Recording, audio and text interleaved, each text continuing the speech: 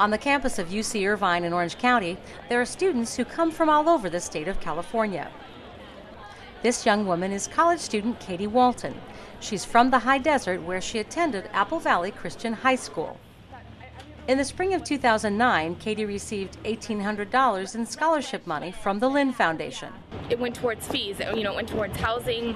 Really, housing is expensive here, and you want to live on campus, be close to your classes, so I really put it towards my housing. I would say thank you for giving me this opportunity. I mean, it's the chance to be in school and to further your education it's priceless. I mean, you need that.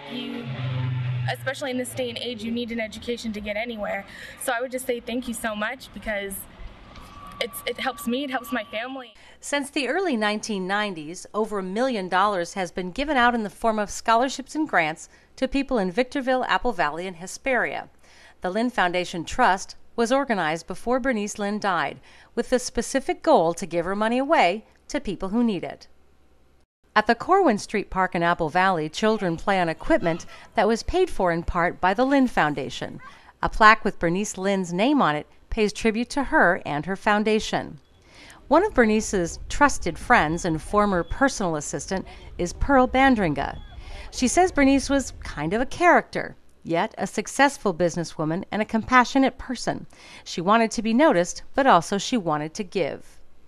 She had a wealth of knowledge that she wanted to share. She always wanted what was best for people. It was very important to her to set up something to where she could help the people of the high desert, where she very much was family here. One of the earliest businessmen to rent a space at the Lynn building is retired pharmacist Don Bigler. He operated the old Desert Knolls pharmacy here in the 1960s. He says that in her last 2 years, Bernice began to talk about what to do with her life's wealth after she was gone. The organizing of a foundation and leaving this, what wealth she did have, to be utilized in the community according to certain principles and standards, seemed to her like a good way to do it. Don Bigler is a member of the committee that decides who receives the scholarships.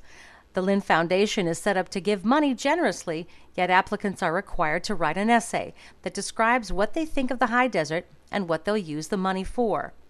Bigler says they review over 50 applications every year. We usually end up giving something.